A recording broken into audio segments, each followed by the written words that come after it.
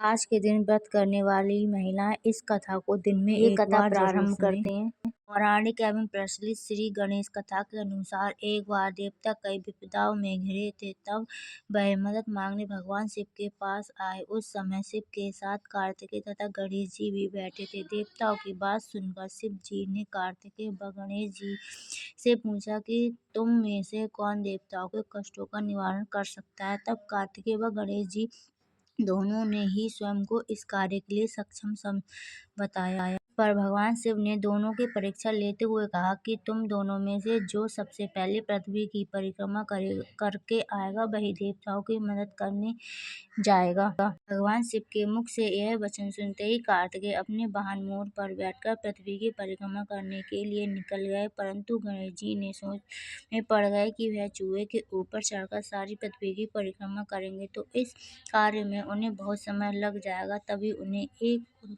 उपाय सूझा। गणेश अपने स्थान से उठे और अपने माता पिता की 7 बार परिक्रमा करके वापस बैठ गए। परिक्रमा करके लौटने पर कार्तिकेय स्वयं को विजेता बताने लगे। तब शिव जी ने श्री कृष्ण से पृथ्वी की परिक्रमा न करने का कारण पूछा। तब गणेश ने कहा, माता पिता के चरणों में ही समस्त लोग है। यह सुनकर शिव जी ने गणेश जी को देवताओं के संकट दूर करने की आज्ञा दी।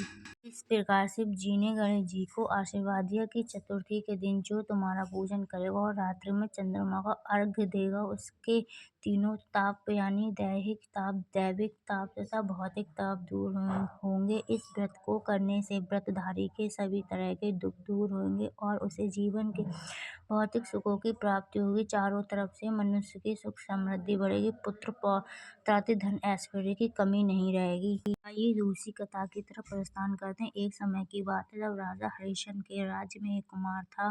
वह मिट्टी के बर्तन बनाता लेकिन वे कच्चे रह जाते। एक पुजारी की सलाह पर उसने इस समस्या को दूर करने के लिए एक छोटे बालक को मिट्टी के बर्तनों के साथ हवा में डाल दिया। उस दिन संकटित चतुर्थी का दिन था। उस बच्चे की माँ अपने बेटे के लिए परेशान थी। उसने गणेश जी से बेटे की कुशलता की प्रार्थना की। दूसरे दिन जब कुमार ने सुबह उठकर देखा तो हवा में उसके बर्तन तो पक गए थे लेकिन बच्चे का बाल माँ का भी नहीं हुआ था। वह डर गया और राजा के दरबार में जाकर सारी घटना बताई। उसके बाद राजा ने उसे बच्चे और उसकी माँ को बुलवाया तो माँ ने सभी तरह के विघ्न को दूर करने वाली संकटित चतुर्थी का वर्णन किया। इस घटना के बाद से महिला संतान और परिवार के सौभाग्य के लिए संकट चौथ का व्रत करने लगी। अब तीसरी कथा की तरफ प्रस्थान करते हैं। एक समय की बात है कि विष्णु भगवान का विवाह लक्ष्मी जी के साथ निश्चित हो गया। विवाह की तैयारी होने लगी। सभी देवताओं को निमंत्रण भेजे गए परंतु गणेश जी को निमंत्रण नहीं दिया। कारण जो भी रहा हो, अब भगवान विष्णु की बारात जाने का समय आ गया। सभी देवता अपनी पत्नियों के साथ विवाह समारोह में आए। उन सब ने देखा कि गणेश जी कहीं दिखाई नहीं दे रहे हैं। तब वे आपस में चर्चा करने लगे कि क्या गणेश जी को नहीं न्योता है या स्वयं गणेश जी ही नहीं आए। सभी को इस बात पर आश्चर्य होने लगा। तभी सबने विचार किया कि विष्णु भगवान से ही इसका कारण पूछा जाए। विष्णु भगवान से पर उन्होंने कहा कि हमने गणेश जी के पिता भोलेनाथ महादेव को न्योता भेजा। यदि गणेश जी अपने पिता के साथ आना चाहते तो आ जाते, अलग से न्योता देने की कोई आवश्यकता भी नहीं थी। दूसरी बात यह है कि उनको 1.25 मन मूंग, 1.25 मन चावल, 1.25 मन घी और 1.25 मन लड्डू का भोजन दिन भर में चाहिए। यदि गणेश जी नहीं आए तो कोई बात नहीं, दूसरे के घर जाकर इतना खाना पीना अच्छा भी नहीं लगता। वार्ता कही रहे थे कि किसी एक ने सुझाव दिया, यदि गणेश जी आ भी जाएं तो उनका द्वारपाल बनाकर बैठा देंगे कि आप घर की याद रखना। आप तो चूहे पर बैठकर धीरे धीरे चलोगे तो बारात से बहुत पीछे रह जाओगे। यह सुझाव भी सबको पसंद आ गया तो विष्णु भगवान ने भी अपनी सहमति दे दी।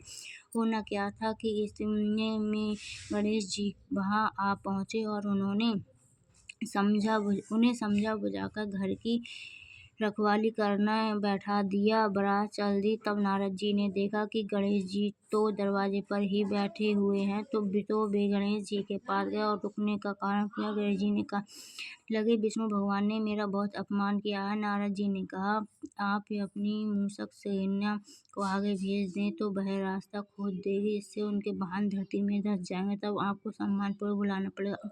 अब तो गणेश जी ने अपनी मूषक सेना जल्दी से आगे भेज दी और सेना ने जमीन पोली कर दी। अब जब बारात वहां से निकली तो रथों के पहिए धरती में धंस गए। लाख कोशिश करें परंतु पहिए नहीं निकले। सभी ने अपने अपने उपाय किए परंतु पहिए तो नहीं निकले, बल्कि जगह जगह से टूट गए।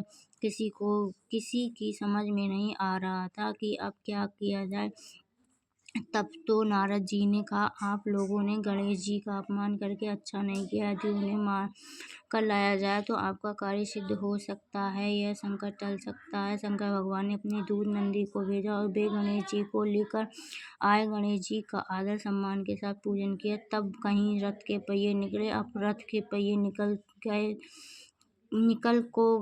तो गए परंतु वे टूटे फूट गए, तो उन्हें सुधारे कौन। पास के खेत में खाती काम कर रहा था, इसे बुलाया गया। खाती अपना कार्य करने पहले श्री गणेश राय नमक आकर गणेश जी की वंदना मन ही मन करने लगा। देखते ही देखते खादी ने पहियों को ठीक कर दिया।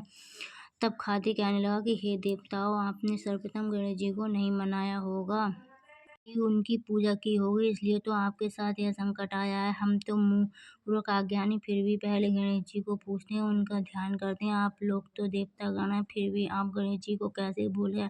अब आप लोग भगवान श्री गणेश जी की जय बोलकर जाएं तो आपके सब काम बन जाएंगे और संकट भी नहीं आएंगे। ऐसा कहते वे बारात वहां से चल दी और विष्णु भगवान का लक्ष्मी जी के साथ विवाह संपन्न करके सकुशल घर लौट आए। हे गणेश जी महाराज, आपने विष्णु को जैसे कहा सरियो ऐसा कार्य सबका सिद्ध करो। बोलो गणेश भगवान की जय। आइए चौथी कथा की ओर चलते हैं। श्री गणेश चतुर्थी व्रत की पौराणिक कथा के अनुसार एक बार भगवान शिव तथा माता पार्वती नर्मदा नदी के किनारे बैठे थे।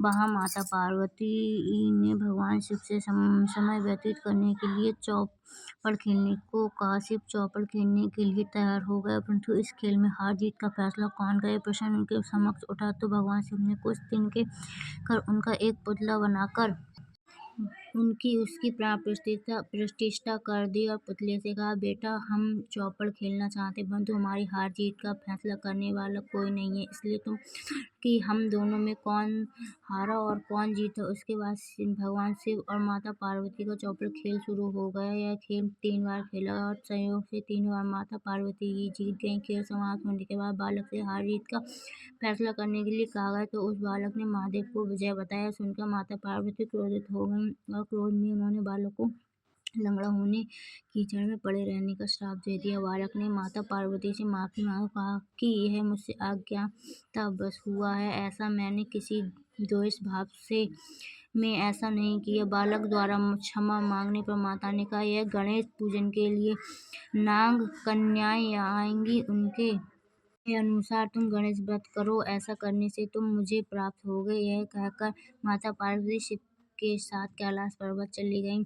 1 वर्ष के बाद उस स्थान पर नाग कन्याएं आईं। तब कन्याओं से श्री गणेश के व्रत की विधि मालूम करने पर उनका बालक ने 21 दिन लगातार गणेश जी का व्रत किया। उनकी श्रद्धा से गणेश जी प्रसन्न हुए। उन्होंने बालक को मनोवांछित फल मांगने के लिए कहा। उस पर बालक ने कहा हे विनायक, मुझे इतनी शक्ति दीजिए कि मैं अपने पैरों से चलकर अपने माता पिता के साथ कैलाश पर्वत पहुंच सकूं और ये देख प्रसन्न हूँ।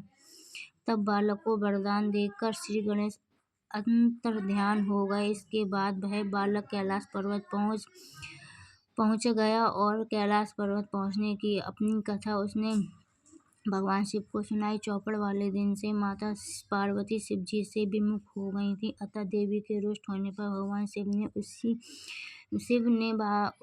ने भी बालक के बताए अनुसार 21 दिनों तक से गणेश का व्रत किया। इस व्रत के प्रभाव से माता पार्वती के मन से भगवान शिव के लिए नाराजगी थी वह समाप्त हो गई। तब यह व्रत विधि भगवान शंकर ने माता जी को बताई। यह सुनकर माता पार्वती जी के मन में भी अपने पुत्र कार्तिकेय से मिलने की इच्छा जागृत हुई। तब माता पार्वती ने भी 21 दिन तक श्री गणेश का व्रत किया, दूर्वा फूल और लड्डुओं से गणेश का पूजन अर्चना किया। व्रत के 21वें दिन कार्तिकेय स्वयं माता पार्वती से आ मिले। उस दिन से श्री गणेश चतुर्थी का यह व्रत समस्त मनोकामनाओं की पूर्ति करने वाले व्रत माना जाता है। इस व्रत को करने से मनुष्य के सारे कष्ट दूर होकर मनुष्य को समस्त सुख सुविधाएं प्राप्त होती हैं। बोलिए ओम गणेशाय नमो नमः। जय हो गणेश।